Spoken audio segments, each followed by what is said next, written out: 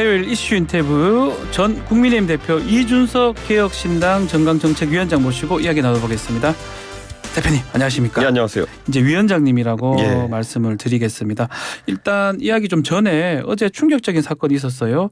이재명 대표가 어제 부산에서 습격을 당했는데 어떻게 보셨습니까?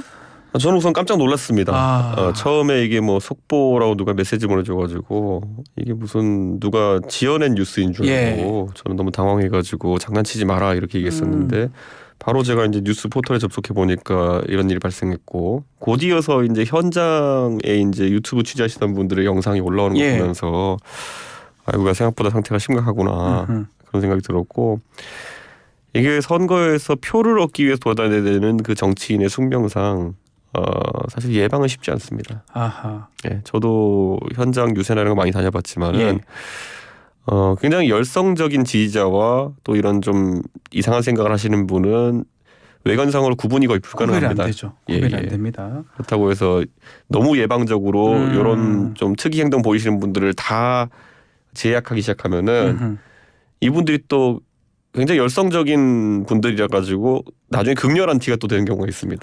그렇기 때문에 정치인들은 이런 위험성을 어느 정도 가지고 갈 수밖에 없다. 그래서 저도 남일 같지도 않고 또 이재명 대표가 대중 정치인 입장에서 이 일을 겪은 뒤에도 사실은 이런 일정에 나서야 될 텐데 이재명 대표 개인에게는 트라우마가 좀 남을 만한 사건이 아닐까 위축될 생각합니다. 것이다. 유세 같은 거 하러 갈 때. 그렇죠. 예.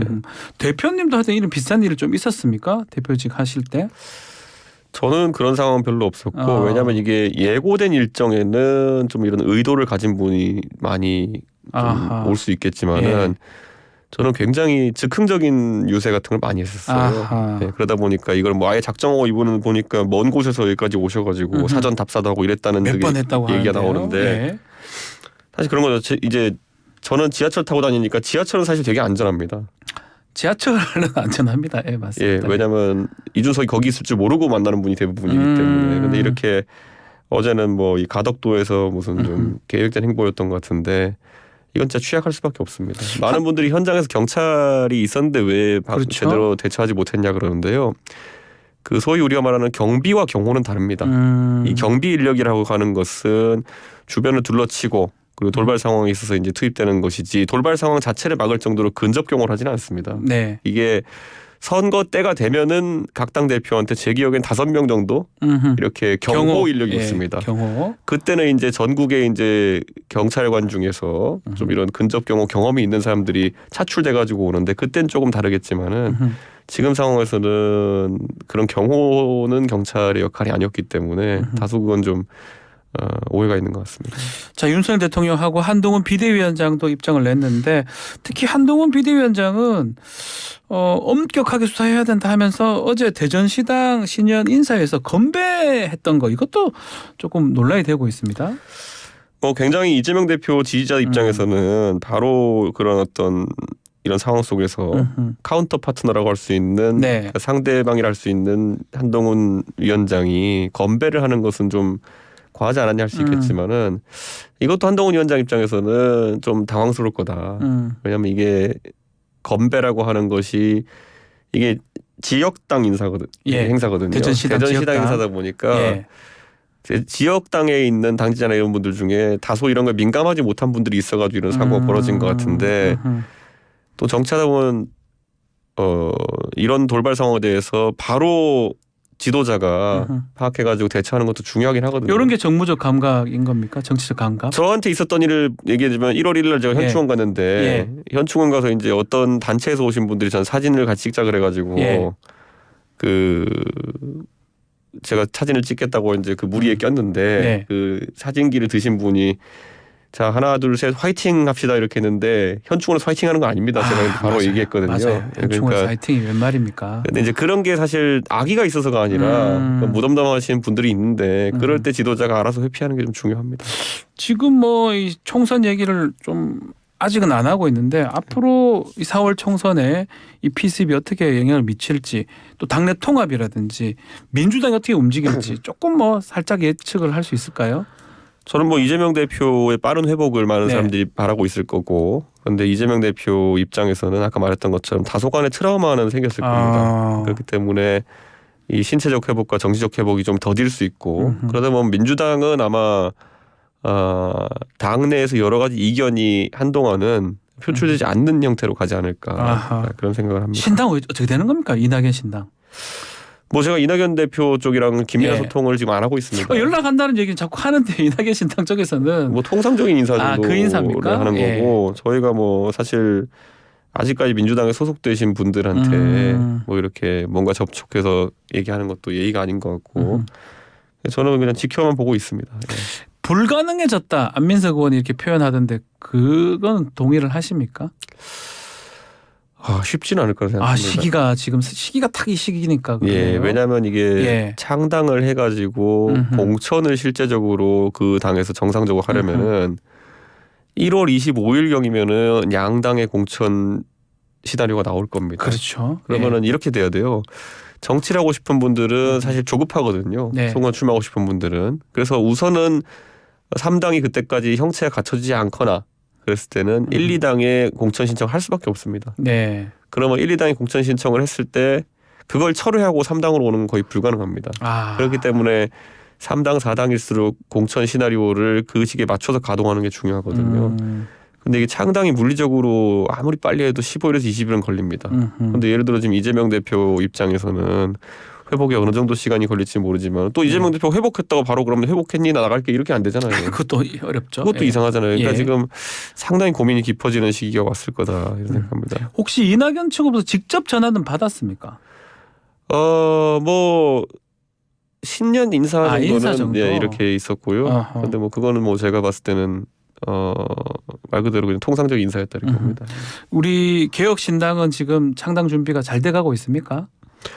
저희는 사실 오늘부터 네. 저희가 온라인 당원 가입 절차를 시작합니다. 근데 어제 이제 그 준비하는 URL 주소가 유출돼가지고 네, 지금 오늘 아침까지 그 유출된 주소만으로 거의 한 5천 명 정도 당원이 가입한 것 같은데요. 네, 제 생각에는 뭐 오늘이 지나면은 창당에 필요한 시도당별 당원 수는 다 모이지 않을까 생각합니다. 다 모일 수 있을 것이다. 네. 지금 가칭 개혁신당인데 네. 정당 이름 두고 조금 고민을 많이 한다면서요. 네. 그런데 뭐 이제 당원들이 모이면은 그 구성원들의 의견도 들어봐야겠지만은 네. 또 이제 며칠 개혁신당이라고 불렸기 때문에 개혁신당이라는 이름을 유지하자는 의견도 생기고 있습니다. 지금 개혁신당으로 가자라는 얘기도 있다는 거죠. 예. 그렇지만 아직까지 정해진 건 아니죠. 그런 것 같습니다. 예, 그래서 뭐 전문가들의 의견도 듣고 있고 당면 공모 절차도 거칠 겁니다. 자, 동아일보 신년 여론조사 보면 수도권에서 가장 호감 가는 신당 이준석 대표님 신당이 지금 꼽혔는데 어떻습니까? 이 당연한 결과다 이렇게 보십니까? 아니면 아무래도 실질적인 창당 절차에 저희 신당이 이제 들어가고 있기 때문에 관심도가 좀 높은 상태다 이렇게 보고 근데 이 조사가 보니까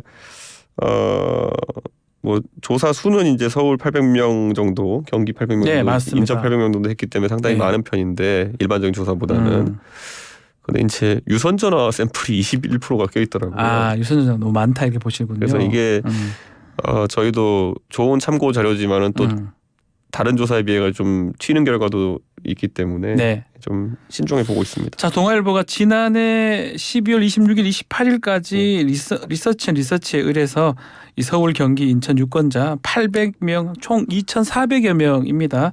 방식은 전화 면접하고 이게 혼합 방식이고요. 자세한 내용은 중앙선거여론조사 심의 홈페이지 참조하시면 됩니다. 이 제3지대에 대해서 민심이 좀 많이 올라왔다고 이렇게 판단하고 계십니까? 이제 연말 조사들을 다 보시면요. 거의 지금 말씀하신 대로 12월 26일부터 28일 사이에 조사한 결과들, 늦으면 29일까지 한 결과들이 많은데요. 잘 기억해 보시면 제 탈당 선언이 27일에 있었습니다. 그렇기 때문에 그 뒤에도 조금 약간 추이가 다른 것으로 알고 있습니다. 어제 천하람 위원장이 이제 저희 방송 출연을 해서 이야기할 수 있는 우리나라 정치에 있어서 가장 안타까운 지점은 많은 국민들이 봤을 때 앞에서는 웃고 뒤에서는 칼질하고 뭐 이런 것들 겉과 속이 다른 정치, 앞과 뒤가 다른 정치 이런 모습일 텐데 적어도 신당이라는 것이 아직 규모가 작아서 그럴 수는 있겠지만은 허심탄회하게 이야기하는 그런 분위기 이런 게 좋고 이번에 저희가 당원 가입을 지금 어제부터 이제 사실 들어오기 시작했다고 말씀드렸는데 한번 온라인만으로 한번 창당에 필요한 요건을 맞춰보려고 합니다. 아, 그게 가능합니까? 그 말인즉슨 저는 가능하다 봅니다. 아까 말씀드린 지금 5,000명 정도 이미 왔는데 그렇죠? 예. 이게 지역별로 좀 편차는 있겠지만은 한 15,000명 정도 되면은 실질적으로 각 지역별 1,000명 5개 지역구는 될 겁니다. 네. 그러면은 저는 충분히 그러니까 당을 만드는데 사실 돈이 많이 든다고 사람 착각하는 게 이게 사실은 뿌놓고 돈 주고 이제 여기저기서 당원 원서 좀 받아달라 이런 것들이 지금까지 사실 신설 창당하는 곳들에 없지 않은 문화였어요. 네. 그러다 보니까 그런 거 없이 정말 자발적인 당원만으로 어느 정도 규모가 모인다면은 대한민국 헌정사에서 큰 의미가 있는 시도다. 큰 의미가 있는 정당이 될 것이다. 예. 국민의힘으로 다시 돌아가거나 어떻게 그런 가능성 이제 거의 원천 봉쇄된 겁니까? 제가 탈당 선언문에서 얘기했듯이 절대 지금 뭐 선거 전에 그런 일이 있지 않을 것이고 그러니까 요즘 이런 식으로 말하면 어떻게든 꼽아가지고 선거 후에는 그러면은 합당하려고 하느냐 이런 얘기를 하는데요. 제가 봤을 때는 국민의힘이 이번 선거 결과에 있어가지고 아주 안 좋은 결과가 나오면은 뭐 가능하진 않을까. 그런 가능성은 있지만 선거 전에 이렇게 할 가능성은 낮다 이렇게 짚어주셨는데 그렇지만 뭐 김병민 최고위원이나 계속 하는 말은 이준석 신당이 결국은 윤석열 정부 비난하는 메시지가 전부 아니냐 이렇게 비판을 또 하는 것도 있는 것 같아요. 저는 그렇게 생각하는 순간 김병민 최고위원은 이제 최고위원 아니죠. 이제 김병민 전 최고위원은 예전에 그럼 문재인 정부 때 본인은 야당에서 무슨 역할을 했는지 한번 물어보고 싶어요. 그때는 김병민 최고위원 방송 지분 그렇게 높은데 나와가지고 문재인 대통령 비판 외에 뭐 한 것이 있나요? 네. 근데 저는 지금 오히려 뒤집어 말하면 그럼 김병민 전 최고위원은 나와가지고 윤석열 정부 옹호 외에 하는 게 있나요? 그러니까 저는 그런 이분법적인 잣대로 지금 보지 않았으면 좋겠고 제가 탈당 선언문에서도 저는 미래로 가자는 얘기를 했습니다. 그래가지고 제가 봤을 때 중요한 정책 이야기들, 그래도 R&D 예산에 대한 부분이라든지 아니면 또 박정훈 대령에 대한 이야기라든지 이런 걸 얘기하면 왜 윤석열 정부 비판이라고 싸잡아서 제가 뭐 비판받아야 됩니까? 제가 하는 건 대한민국이 잘 되기 위해 가지고 국민 대다수가 공감하는 지점에 대해 가지고 제가 이야기하는 거 아닙니까? 뭐 윤석열 대통령의 성역입니까? 그러니까 그렇게 왕처럼 모시고 있으니까 지금 여당이 굉장히 뭐 동력이 없는 그런 상태로 가고 있는 것이 아니냐 저는 그렇게 생각합니다. 그 부분 어떻게 보십니까? 뭐 이것도 김병민 전 최고 얘기지만 결국 신당이 민주당하고 경쟁 구도다. 왜냐하면 반윤을 기치를 하기 때문에 이렇게 얘기를 하던데요. 김병민 최고위원이 분석력이 그렇게 좋진 못해요. 그래가지고 예전에도 저한테 제가 강서 18% 정도 차이 날 거다 했더니 사이비 평론가라고 저한테 했었잖아요. 그러니까 김병민 최고위원이 뭐 어떤 근거로 그런 판단했는지 모르겠지만은 그럼 뒤집어서 이렇게 얘기해 봅시다. 지금 여러 여론조사에서 수치가 좀 다르게 나오는 건 있긴 하지만 대충 윤석열 대통령에 대한 부정평가가 50% 후반에서 60% 초중반까지 나오는 결과들이 있고 찬성 같은 경우에 30%대에서 많이 나오는데 그러면 갈라 먹어도 해볼 만한데요. 갈라 먹어도 해볼 만하다. 그걸 여당의 구성원으로서 굉장히 부끄러워해야 되는 거지. 이게 소위 말하는 윤석열 대통령에 대한 거부감을 갖고 있는 국민이 60%대로 나오는 조사가 많다는 것은 그 둘이 갈라도 사실상 그 찬성층과 비슷하다는 거거든요. 만약 정확하게 갈리면은. 잘 생각하면 2016년 총선에서도요. 그 비례대표 득표율만 놓고 보면은 국민의힘과 국민의당과 그리고 민주당이 비등비등했어요. 맞습니다. 근데 그러니까 박근혜 정부가 무너진 겁니다. 근데 그걸 가지고 뭐 김병민 최고위원이 지금 그렇게 기분 좋게 얘기할 상황은 아닌 것 같은데요. 그 자유한국당 얘기를 하셨어요. 자유한국당으로 만들려는 움직임이 명징하다 이렇게 비판을 했습니다. 그 부분은 지금도 아니 국민의힘이라는 게 사실상 그 김종인 이준석 체제에서만 선거 승리를 했던 당이고 그러면 국민의힘 빼기 김종인 빼기 이준석 정도 하면은 자유한국당의 과거 리더십이거든요. 저는 뭐 당연히 자유한국당의 리더십이라는 것이 그 국민의힘에 있는 사람들에게는 아픈 트라우마일 겁니다. 아마 제일 힘들었을 거예요 그 시기에. 근데 지금 그것보다 상태가 안 좋다는 걸 받아들여야 됩니다. 더 안 좋아졌다고 보시는 거예요? 야당이야 사실 선거 때 정권 심판론이라도 물 붙이면 갈 수 있지만은 지금은 대통령 인기도 안 좋고 당 지지율도 안 좋은데 거기에 정권 심판론까지 뒤집어 쓰고 이제 가야 되는 선거거든요. 그걸 왜 인식하지 못할까? 모르는 겁니까? 아니면 인식 잘 받아들이지 않은 겁니까? 진정성 있게 그걸 걱정해서 말하던 사람들은 이미 전부 다 무슨 낙인 찍어가지고 바보 만들어 놨기 때문에 지금도 보십시오. 저는 어제 이재명 대표의 피습 이후에 바로 저는 이거 쾌유를 빌고 예. 또 그리고 이게 빠른 회복이 있었으면 좋겠다는 메시지 냈지만은 지금 보수 유튜버들이나 이런 사람들 중심으로 음모론이 엄청 퍼지고 있어요. 맞습니다. 예, 뭐 칼이 뭐 종이 칼이었니부터 계속 막 하고 있거든요. 그게 지금 과연 일반적인 시민들한테 어떻게 비춰질까요? 그러니까 사람이 다쳤는데 거기에 대해 가지고 어떻게든 상대가 이재명 대표이기 때문에 폄하해야 되고 또 그리고 쇼한다고 이렇게 비판해야 되고 아니 본인 가족이 만약에 어떤 묻지마 어떤 범행의 피해자가 됐다고 했을 때 그런 말이 나올 수가 있습니까? 네. 저 같으면 제 가족이 만약 묻지마 범죄의 피해자가 되었는데 누가 지나가는 말로라도 그걸 희화화하고 조롱하고 이러면요. 저는 진짜 그거 용납 못할 것 같아요. 참을 수 없을 것 같은데. 근데 그걸 지금 공개적으로 유튜브 방송에 세대고 있는 사람들은 그렇게 하면서 무슨 그 방송 끝나고 나가지고는 보수 우파를 지지해 주세요 이러면은 어느 국민이 그걸 보고 그거를 알겠습니다. 보수 우파라는 그 집단에 대해서 긍정적인 평가를 하겠습니다. 시간이 좀 다 됐는데 네. 이준석 대표님 8시 좀 지나서도 잠깐 다시 3부 인터뷰 같이 좀 알겠습니다. 해주시기를 바라겠습니다. 자, 좀 전에 말했던 대통령 부정평가 60% 리얼미터가 에너지경제신문 의뢰로 지난 26일부터 29일까지 조사한 방식 유무선 자동응답 방식입니다. 자세한 내용 중앙선거 여론조사 심의 홈페이지 참조하시면 됩니다. 자, 마치고요. 3부에서 다시 이준석 대표와 인터뷰 이어가겠습니다. 뉴스킹 박주현입니다. 3부 시작하겠습니다. 자, 이준석 개혁신당 위원장 인터뷰 계속하고 있는데요. 자, 지금 사람들이 얼마나 모일 수 있느냐 이런 얘기를 많이 하고 있는데 허은하 의원 탈당 선언하겠다라고 아마 오늘 지금 할 것 같습니다. 맞습니다. 네, 뭐 어떻게 지금 얘기는 다 된 겁니까? 허은하 의원은 사실 같이 할 거라는 확신이 있었고요. 그리고 허은하 의원은 비례대표 의원이기 때문에 많은 사람들이 당적을 던지고 과연 참여할 수 있겠어? 네, 현역 의원인데. 네, 왜냐하면 비례대표 의원은 당적을 버리면은 이제 자동으로 그 의원직을 상실하게 되니까요. 근데 뭐 허은하 의원은 거리낌이 전혀 없습니다. 거기에 대해서. 네, 그렇기 때문에 본인의 결심으로 오늘 이제 국회에 서서 이야기할 텐데 그러니까 결국에는 저희가 하는 신당이라고 하는 것이 용기 있는 사람들 집합체가 된다. 저는 이렇게 생각합니다. 지금 이제 천하람, 이기인, 허은하 어떻게 보면 좀 많은 걸 포기하고 왔다고 해도 되잖아요. 혹시 그런 부담은 좀 없는 겁니까? 이제 대표님 입장에서. 부담이야 있죠. 저 포함 많은 사람들이 사실 국민의힘이라는 당에서 가만히 있으면은 뭐 예를 들어서 흔히들 그 정치인이 나이 든 정치인들이 하는 것처럼 너 조금 상대적으로 나이가 젊으니까 너 뭐 이거 먹고 걸 해라 이렇게 하는 그 대상이 될 수 있거든요. 실제로 그렇게 살아가길 선택한 사람들도 있고요. 그런데 그런 거죠. 양식장에서 그렇게 커가지고 어떤 대단한 그 결과물이 나오겠습니까? 그래서 저는 뭐 다른 건 없고 도전할 기회가 있다 그러면 다 도전하는 것이 우리의 그런 언어가 돼야 된다는 생각합니다.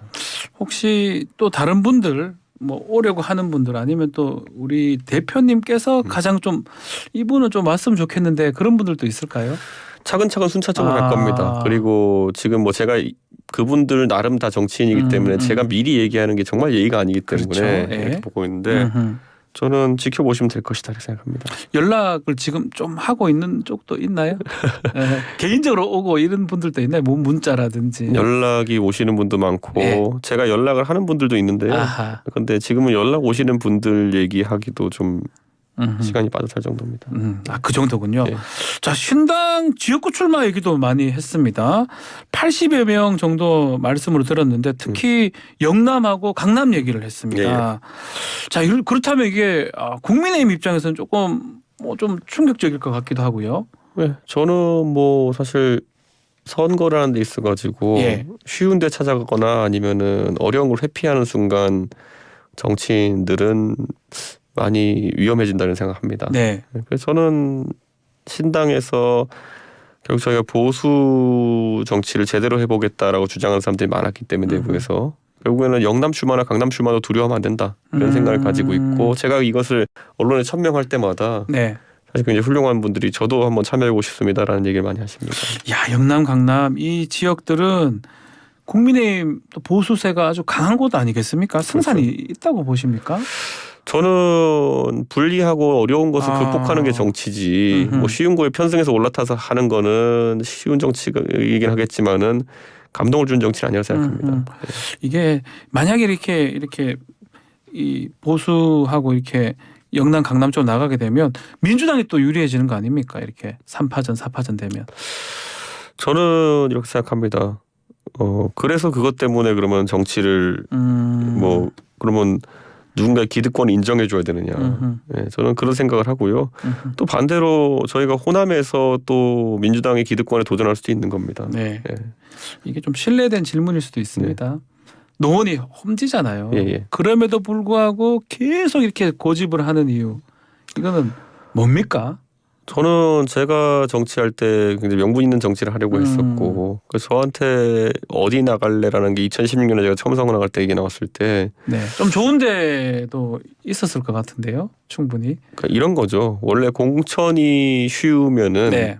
당선이 어렵고 아하. 공천이 어려우면 당선이 쉽고 이게 인지상정인데 저는 공천이 다소 경쟁이 덜하더라도 뭐 당선이 좀 어려운 곳을 가고 싶다. 그런 데 가고 싶다. 네, 그런 네. 생각을 했었죠. 아하. 왜냐하면 공천 때문에 다른 사람의 눈치를 봐야 되는 정치는 지금 21대 국회 들어서 많은 국민들이 목도하고 있지만은 네. 그렇게 건강한 정치는 아닙니다. 공천 때문에 지금 양당에서 정치인들이 영혼 없는 이야기를 계속 뱉어내는 이유는 공천 받아 보려고 하는 거거든요. 아하. 예. 근데 그게 얼마나 그냥 보기에 추잡합니까 보면은. 그 명분 차원에서 이번에 한동훈 비대위원장 불출마, 지역구 비례 다 불출마하겠다. 이거는 어떻게 보고 계십니까? 원래 불출마는 현역 다선 의원이거나 네. 아니면은 내가 무조건 당선되는 사람 정도가 했을 때 감동이 있는 거거든요. 네. 그러니까 뭐 정치 입문하면서 한 선언이 불출마면은 약간 의도가 무엇인지는 잘 모르겠습니다. 의도를 잘 알 수가 없다. 네.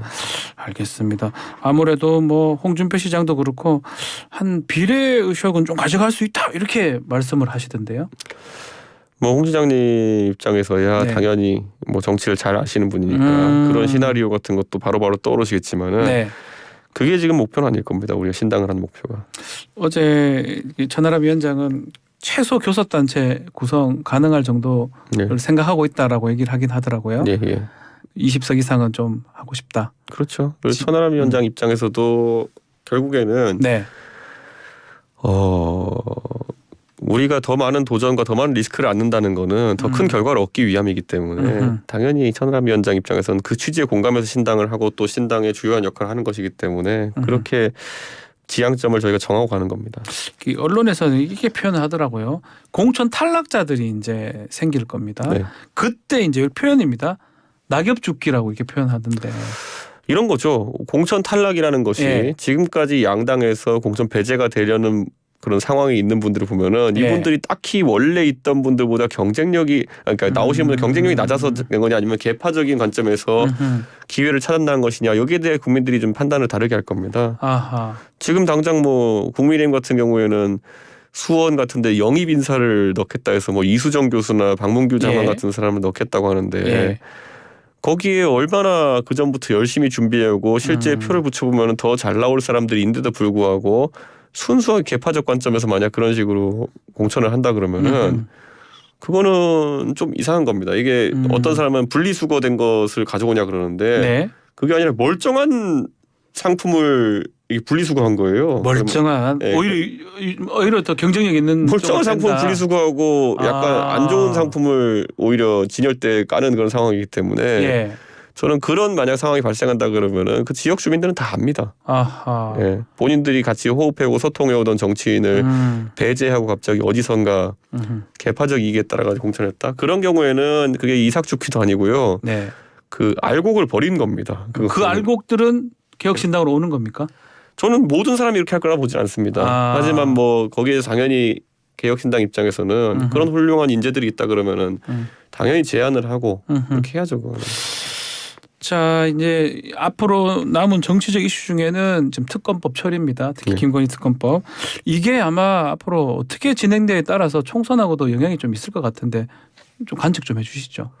어쨌든 특검을 지금 그 충격을 완화해 보려고 네. 뭐 김건희 특검이라 부르지 말고 도이치 특검이라 특검법. 불러라 예. 뭐 이런 거 얘기하잖아요. 그렇게 지금까지 살아왔던 사람들이 그런 얘기하면 아 평소에도 인권이나 아니면 평소에도 이런 거에 굉장히 관심이 많구나 이랬을 거거든요. 그런데 그 전에는 그러지 않다 갑자기 이제 맞을 차례가 되니까 네. 갑자기 여러 인권이나 여러 문제에 관심 많아지는 집단은 사람들이 좀 이해하기 어렵겠죠. 예. 자, 그렇다면 이게 앞으로 이 거부권을 행사를 했을 때 뭐 즉각한다고 했는데 대표님께서는 즉각은 못할 것이다, 부담감이 있을 것이다 했는데 즉각한다고 하고 아직은 하고 있는 상황입니다. 하게 되면 다시 민주당이나 야당한테 또 돌아가게 되는데요. 즉각한다는 이야기 자체가 예. 표결을 빨리 해달라는 거죠. 예. 그러니까 원래는 그 해달라. 시나리오 없이 질질 끌 생각이었을 텐데 예. 지금 보니까 표결을 늦게 하면은 이게 공천 이후에 표결하게 되면 진짜 통과될 가능성이 생긴다. 이런 생각이 드니까 거부권 당에서 원래 15일까지 끌 수 있습니다. 예. 평소 같으면 끌었겠죠. 그런데 빨리 보낸 다음에 이걸 바탕으로 해가지고 뭐 빨리 재의결해가지고 치워버리자 이런 의도가 있을 텐데 글쎄요. 그거를 제가 민주당이라 하더라도 그렇게 해주진 않을 것 같습니다. 좀 끌 것이다 이렇게. 아니 그 예를 들어서 구속영장 가지고 민주당 정치인들에게 이제 가부 결정을 하게 그거 할 때는 저는 구속영장이나 이런 거 아니면 수사 경과 이런 게 상당히 길어지고 이렇게 해서 참 공교로운 타이밍들의 구속영장이 이제 들어갔다 이렇게 보거든요. 예. 그런데 민주당 입장에서도 아무도 뭐 확인할 수 없는 거죠. 공교로운 타이밍에 재의결하는 것이 무슨 대수냐라고 생각할 수도 있어요. 예, 그러니까 공교롭게도 하필이면 연휴를 앞두고 누구에게 구속영장을 치고 네. 뭐 이런 게 참 공교로웠지만은 이번에 국회에서 벌어진 도 공교롭다고 그냥 하고 넘어가면 되는 겁니다. 그렇게 넘어가면 되는 것이다. 예. 마지막으로 최근에 윤석열 대통령이 박근혜 전 대통령 3번 정도 만났더라고요. 이건 어떻게 해석을 해야 됩니까? 이 공천하고도 관련이 있는 겁니까? 국민의힘? 글쎄요. 뭐 저는 박근혜 대통령 언제부터 그렇게 윤석열 대통령이 챙겼는지 모르겠지만은 집권하시고 나서 지지율이 떨어진 뒤로부터는 굉장히 예. 박근혜 대통령에 대해서 애틋하게 생각하시는 것 같아요. 예. 박근혜 대통령 무슨 감정일까라는 생각이 들어요. 아하. 예. 더 잘하시지 않습니까? 저는 근데 박근혜 대통령 만나서 얘기한 적이 없으니까 잘 모르겠습니까? 모릅니다. 그런데 공동 지갑론이잖아요. 예. 경제 공동체론. 예. 본인과 최순실 이라는 피 한 방울 안 섞인 사람에 대한 경제 공동체 이론을 만들어낸 팀이 윤석열 한동훈 팀인데 지금 그러면은 예를 들어서 대통령과 대통령 배우자의 관계는 경제 공동체일 거야 아닐까요? 저한테 질문입니까? 잘 모르겠습니다. 뭐 100% 경제 공동체죠. 청취자분들이 네. 많이 맞다 생각하시면 1번, 네. 아니라 생각하면 2번으로 좀 댓글 달아주시면 되고요. 네. 그랬을 때 그러면은 박근혜 대통령한테 수십 년 형을 살게 했던 그 논리가 과연 적용되느냐에 따라서 박근혜 대통령도 만감이 교차하지 않을까요? 그럼에도 이제 만남을 이어간다. 예. 그러니까 그거는 제가 생각엔 굉장히 좀 이례적인 행보다 저는 이렇게 봅니다. 알겠습니다. 오늘 좀 2부 3부 나눠서 이제 부탁을 좀 드렸는데 너무 감사드리고요. 예. 창당되고 또 확실해지면 한 번 더 확실한 인터뷰 좀 부탁드려도 될까요? 그렇게 하겠습니다. 자, 오늘은 여기서 마무리를 하겠습니다. 이준석 전 국민의힘 대표와 함께했습니다. 감사합니다. 네, 감사합니다.